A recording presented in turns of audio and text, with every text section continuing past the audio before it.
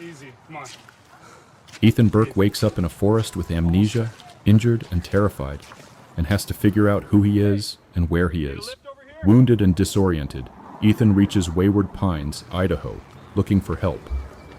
As he navigates the town, he's hit with bizarre symptoms, migraines, double vision, and mounting physical discomfort, and the place feels strangely empty, staged, or wrong.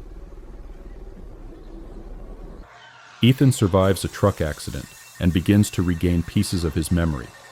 He seeks medical attention, then leaves the hospital, finds a phone, and tries to use a phone booth to reach the outside world. The more he pushes for answers, the clearer it becomes that Wayward Pines' friendly facade hides something darker.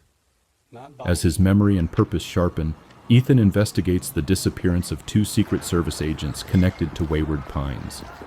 Basic needs and normal services fail him. He can't even get aspirin. So he goes to Beverly's house for medicine. Sheriff Pope dismisses Ethan's request for details about the crash and claims the truck driver is already in custody. Pope can't or won't account for Ethan's belongings, and Ethan learns his wife and his supervisor, the special agent in charge, are missing. Pope admits one of the agents Ethan is looking for is dead and apologizes for not contacting him sooner. Ethan and Pope also investigate the disappearance of another agent, Kate Hewson, while Ethan struggles to communicate with loved ones and outside authorities. Ethan suffers a painful bite, worsening confusion, and escalating desperation. He can't pay his hotel bill, is forced out while still injured, collapses, and is found by a woman who calls for help. In parallel, Teresa mourns Ethan. She buries a ring to honor him and wrestles with grief, unanswered questions, and the mystery surrounding reports of his death in Wayward Pines. Ethan reflects on his life and regrets missing time with his daughter, Katie. He then finds himself back in a hospital in Wayward Pines with no memory of how he got there. A Gulf War veteran, Ethan spirals into PTSD symptoms and paranoia, becoming convinced the town is causing his mental decline. A confrontation with Nurse Pam becomes a turning point as Ethan moves from confusion into open resistance. Isolation deepens. Sheriff Pope grows openly hostile, and a murder-related situation tightens the net around Ethan. Amid a charming block party meant to project normalcy, Ethan meets Kate and senses more concealed truths. He evades capture, encounters a trapped boy, and realizes the town is physically isolated and engineered to contain. His car is stolen, he is pursued by Pope, and when captured, he is interrogated as a murder suspect. Drugged and restrained, Ethan escapes to the nurse's station and prepares to confront whoever is holding him. Beverly assists him, and they flee to an empty room to regroup. They run through Wayward Pines under pursuit, experiencing hallucinations and destabilizing revelations. Beverly removes a microchip from Ethan's leg and reveals he has been tracked since 2012. She explains the core horror. Wayward Pines is a prison. Residents are monitored with microchips, conditioned to accept their confinement, and escape attempts are met with death. Trauma and memories are suppressed to keep the population compliant. A ringing phone becomes a trigger for chaos. Panic spreads, and events spiral into a race for survival. Ethan hides in an alley, evades one threat, and then encounters a menacing figure in a yellow poncho armed with a knife. He witnesses escalating disorder, masked figures, a bonfire, Pope acting erratically, and Beverly struggling amid the turmoil. Ethan is attacked by children, and later a solitary child shares unsettling truths about the town. Fleeing again, Ethan forces his way through a freezing river and deadly obstacles while being pursued by a large group led by Pope.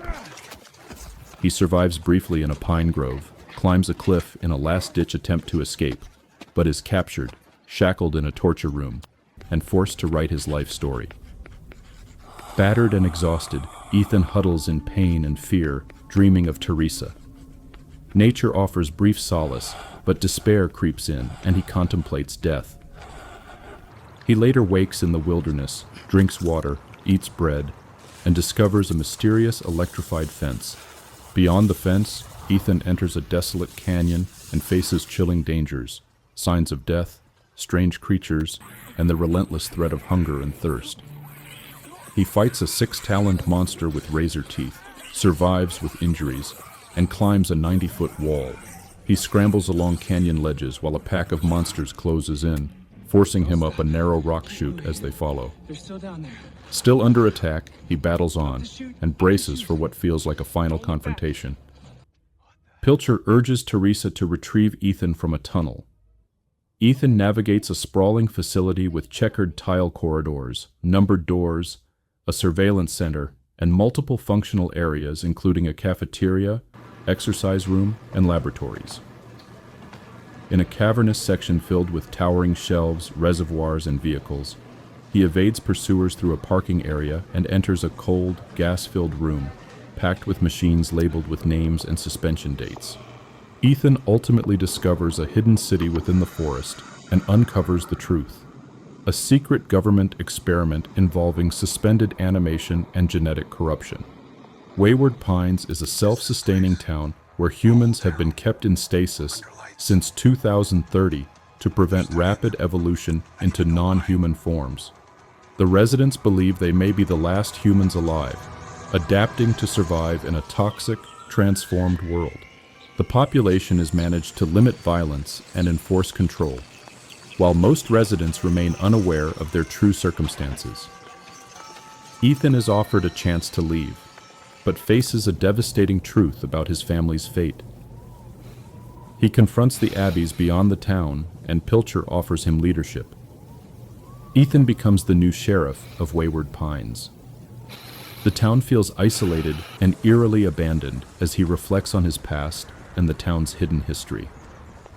After a long separation, Ethan reunites with Teresa in a heartfelt reunion, marked by love, longing, and the shock of what they've endured.